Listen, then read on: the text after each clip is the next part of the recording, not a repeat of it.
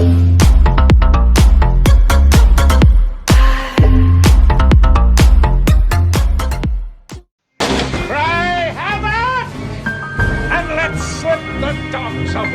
will service us. We are back. Retarget weapon systems. Prepare to fight. Weapons hot, deflectors to full. Today is a good day to die. Your life, as it has been, is over.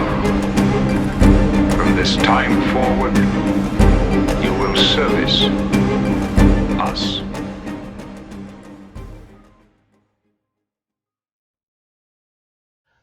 And greetings everybody, and welcome to another JeSter Reviews. And today I thought I would bring you the Jarok Alliance Carrier T6. Now I thought I'd better bring you this very quickly because the event is very quickly coming to an end. So if you haven't already claimed this free ship, it may be a little late in the day if you're just starting from scratch to pick this ship up, but if you're not far off from finishing it, then by all means you can jump into the event and I shall show you where that event is right now.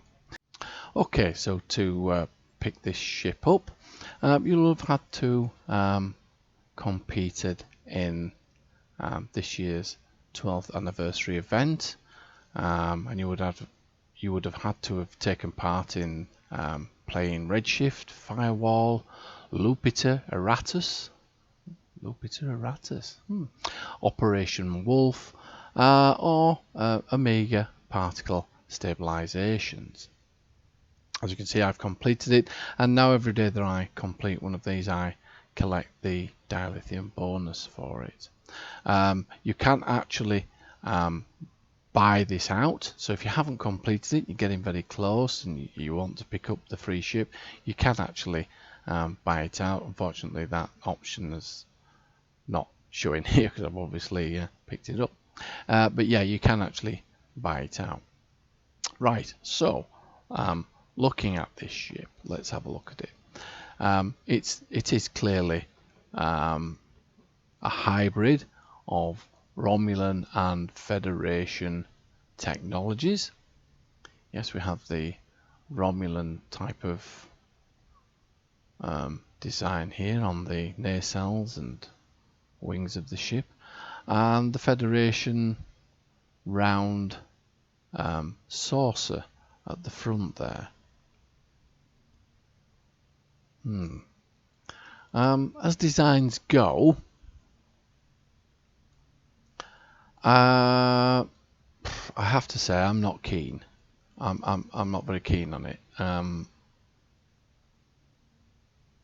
Yeah, it's not for me. It's not my cup of tea. It looks more like a stingray to me than a spaceship. But you know, as I've always said, beauty is in the eye of the beholder.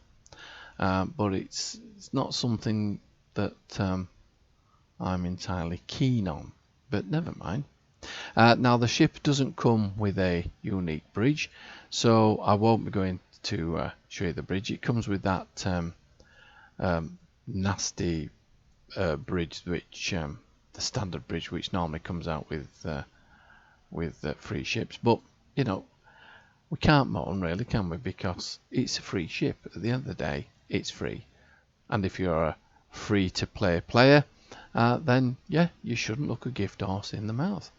And yeah, as carriers go, I do have other carriers which I prefer to use in this. But having said that, the carrier pets are really cool. I have used them, and yeah, they seem pretty powerful, to be honest with you. And I have heard others say that as far as they're concerned, these pets that come with this ship are some of the best in the game. So let's drill down into the details of the Jarok Alliance Carrier, shall we? She's clearly a science carrier, and at level 65 she has a hull of 54,000. She has a reasonable hull modifier of 1.2 and a really decent shield modifier of 1.45. She has a turn rating of 8 and an impulse of 15.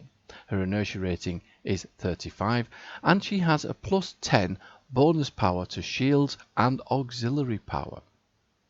Her bridge officers include a Lieutenant Tactical, a Lieutenant Commander Engineering Station, a Commander Science Station, an Ensign Science Stroke Command Station, and a Lieutenant Commander Universal Stroke Temporal Operative Station.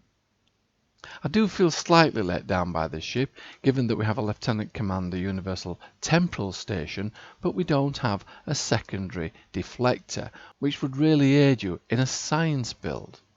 Her weapons include 3 to the front and 3 to the rear. She has 4 device slots, and her consoles are 3 tactical, 4 engineering and 4 science. The ship has 2 hangar bays with the Alliance fighter squadrons, which are regarded as being some of the best pets in game. Her abilities also include sensor suspension burst, and she has a cloak and sensor analysis with subsystem targeting. Her Admiralty stats are as follows: 48 engineering, 27 tactical and 51 science. So as I mentioned earlier, I am slightly disappointed in that this Jarok Alliance Carrier has been made to be more of a science vessel. But if we look at the stations, especially the Lieutenant Commander Universal Temporal Ops Station, it's given us the Lieutenant Commander Temporal Ops Station for a decent science build, and we have a Commander Science Station which also supports a science build, but we are lacking, we are lacking a secondary deflector in my view, and I think that would have been a really nice touch, to be honest with you. So here is the build, and at the front I have an advanced radiant anti-proton beam, which is part of the 3-piece set, but I'm only using this beam, and I'm only using it because I'm getting a 2% bonus all damage. I'm using the first of 2 torpedoes. This is a neutronic torpedo launcher. It gives me a 2% bonus all damage, and it's part of a 3-piece set with the, where are we? There we go, with the advanced thoron infused anti-proton beam array and the universal bioneural gel pack. And for the 3-piece set, I get to use the isokinetic cannon.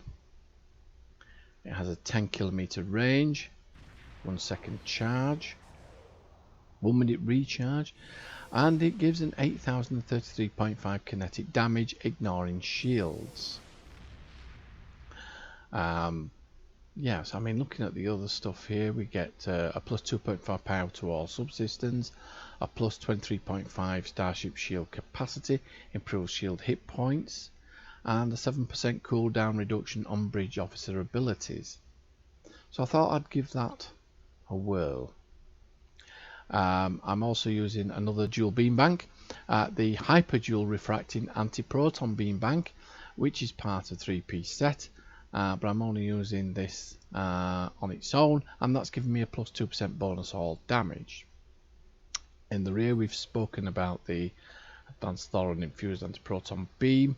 I'm running the BAL linked sentry anti-proton kinetic torpedo, and that's part of a 3-piece set. And the 3-piece set on here, we get, well, on top of all of this, we get a 2 minutes recharge, removes all control effects from your starship, and a 50% bonus anti-proton damage for 30 seconds. I do like the removes all control effects from your starship. I must admit I have missed that in the past, but yes, I do like the look of that, so that's going to be interesting. On top of that, we get an 8970.1 kinetic damage, 10km range, 6 seconds recharge, additional target for 5% of attack damage, plus 60% critical severity. So yeah, quite like the sound of that. and the ball linked Sentry Anti-Proton Omni, which is also part of that set. Right, the console that comes with this ship is the Sensor Suspension Burst, and I'll be honest with you, I'm only interested in this for the 2.9% critical chance, and also the 7.6 auxiliary power setting. Team-wide placate and critical hit buff for pets to self and allied players within 20 kilometers, 20% critical hit chance for 5 seconds, resets hangar bay recharge time to player hangar pets and summons within 20 kilometers? Within 20 kilometers. I'm making these words up, aren't I? And oops, lost it. Where was it? Right, so there we go. And it placates foes within 10 kilometers for 20 seconds. 1 minute 40 second recharge. Well, we'll give that a go. We'll have a look and see how that is. Also, the hangar pets. I've gone to, if you're in a fleet, I've gone to my fleet stores and I've purchased the Elite Alliance Fighter Squadrons. So if you're not a member of a fleet, you can go into the Dilithium store and you can get Hangar Advanced Alliance Fighter Squadrons, which are a little better than the ones that come with the ship. Now, I have been advised that these fighters are some of the best fighters in game, and are taking over the Terran Fighter Squadrons, which were the best up until these. I don't know yet, the jury's still out. I'll test them out and yeah, I'll let you know. So moving on to the Masteries, as you can see I've not yet fully completed these, but in tier 1 we have quick deployment, hangar recharge speed and increased rank gains for hangar pets, 41.6% recharge time reduction for launching carrier pet crafts, plus 50% rank up XP for all hangar pets.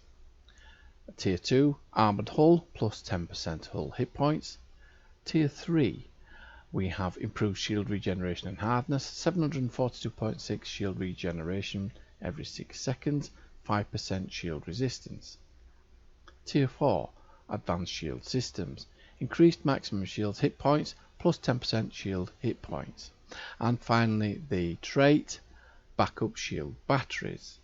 Activating a drain bridge officer power builds a charge maximum once per 15 seconds if any shield facing reaches 0. Fully restores that shield facing, removes 1 charge, may store 4 maximum. Yeah, I'm not sure how useful that's going to be, to be honest with you. Yeah. Don't normally rely on shields, to be fair. Yeah, I normally try and build up the hull if I can, but anyhow, never mind. Moving on to the statistics for my build. This ship has a hull of 99,925. The 4 rear right and left shields are 28,684. We have resists early to mid 30s, apart from the kinetic resist, which is 37.2. We have an accuracy rating of 109, critical chance of 37.4, and a critical severity of 165.1%. Okay, now moving on, as I've mentioned in my previous reviews, I've been trying to bring you some consoles which I found very useful in game. Now, up until recently, when I say recently, within the last year, I have been using this console, which is the Universal Weapon Sensor Enhancer. Now, this is obviously at Epic, and it has a plus 42 accuracy rating, which is one of the highest in the game, and there you can see the accuracy rating is 109. And if we just, I'll tell you what we'll do, we'll remove it, and you can see how it drops. So there you go, 67.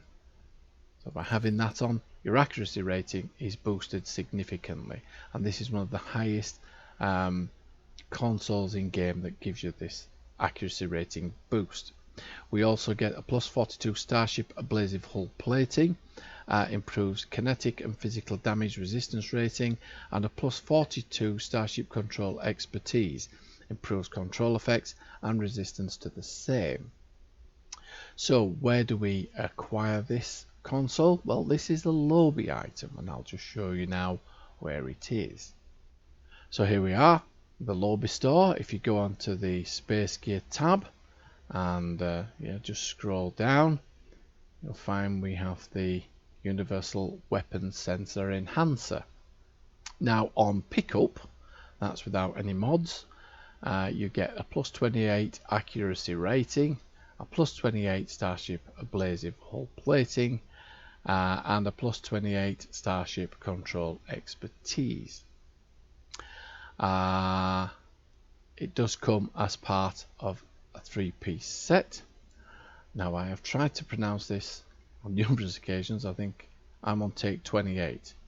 So let's have a look. So it's the advanced it's that, and oh hang on, it's, where are we? Yes, oh it's gone now, it's gone. The advanced isolytic, there you go, isolytic plasma energy weapons, and the advanced I can't even pronounce it, that anyway, tri-colbot torpedo launcher. So it does come as part of a set, but I only want it for the accuracy rating. So there you go. If you want to boost your accuracy rating, I have recently purchased this and I have been using it to great effect. So yes, this is probably going to feature in most of my builds, and you'll probably find this useful for your builds also. Right. Now, just before we move on, I thought we'd have a quick look at some of the Vanity Shields that I've got for this ship. Because I've taken a distinct disliking to this yellow band around here. I'm not sure why I dislike it, to be honest with you. I'm not keen. So I'm just going to try some Vanity Shields, and let's have a look at them, shall we? See what we can do with this. Right, I don't have that many Vanity Shields. But we'll go through what I do have. This is the Gamma Vanity Shield, and yeah, she's very purple, isn't she? Let's take a look at another one. This is the Counter Command Vanity Shield. At least I've got rid of that dreaded yellow band on the front of the ship.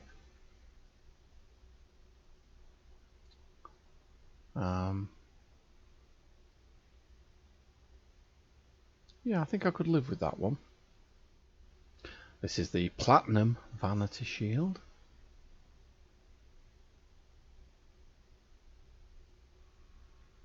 Well, that looks quite cool actually, that, doesn't it? Underneath it does, doesn't it? Look at that. Very. Is it shiny, or is it just a reflection? That was quite cool actually. This is the Section 31 Vanity Shield.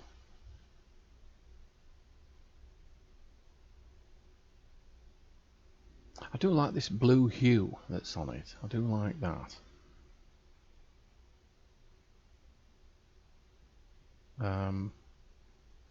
Yeah, I think that one could grow on me actually. Yeah, I do like that. Yes, I think that one could grow on me, that one. Let's try another one. This is the Temporal Defense Vanity Shield.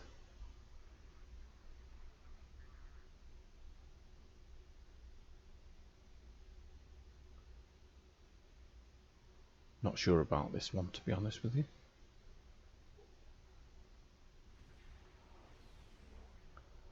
Not sure about that one at all, but let's try another one. This is the Romulan Covert Prototype Shield. Some of these aren't Vanity Shields actually, I keep forgetting. These are just normal shields.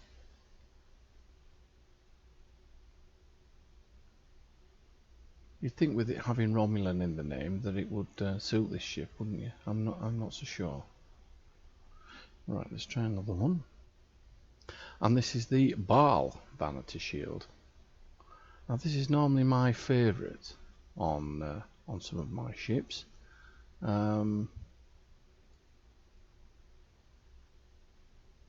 I'm not so sure about this one.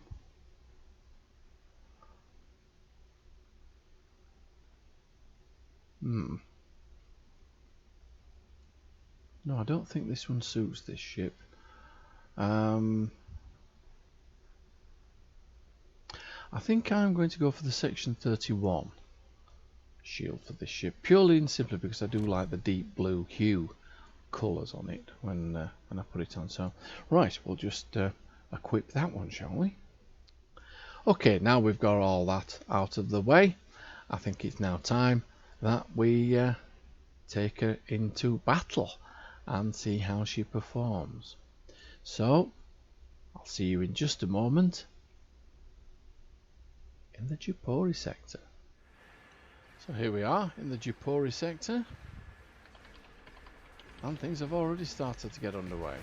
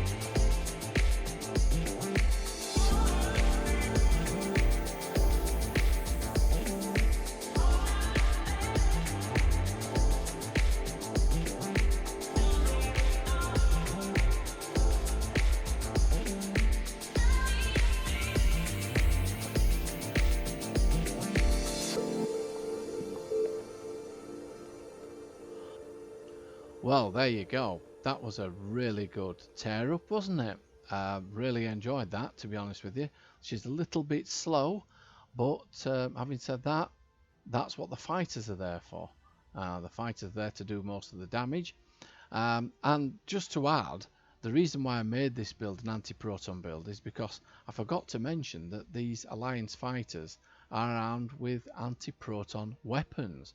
So I thought it was only fitting that the main ship itself should also be fitted with anti-proton weapons, and it proved quite effective, didn't it? As I say, it's a little bit slow, and as I improve the Masteries and probably try and do something with the turn rate, I think this ship could be quite a decent little ship. Well, she's hardly little, is she? But she would definitely be effective, and if you're a free-to-play player, well, this is a gift. If you've managed to pick it up, I think you will have hours of fun with this ship. Hours. And don't forget, of course, you can use the fighters on other carriers as well. Yeah, as this review has progressed, I've actually changed my opinion of this ship now, and although it is lacking a decent bridge and some general changes that could be made, some design changes that I would like to see, yeah, I think I can live with this. Right, so I'll leave you to the rest of your day, and don't forget, please hit that subscribe button for me if you haven't already subscribed to catch further reviews. And yeah, a like would be awesome as well. Always do like a like, it does pick me up slightly. Right, so on that note, I'll get on with the rest of my day, and hope to catch you later with another one of my reviews. So until next time, this is JeSter signing off.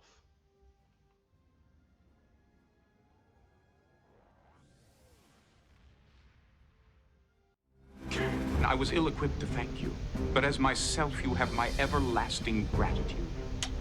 Q! Ah!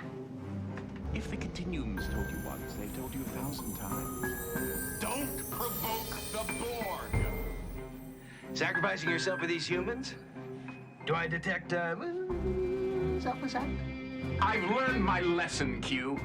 Q, how did you find me? Never mind that. What are you doing with that dog? I'm not talking about the puppy. If you think I tormented you in the past, my little friends, wait until you see what I do with you now.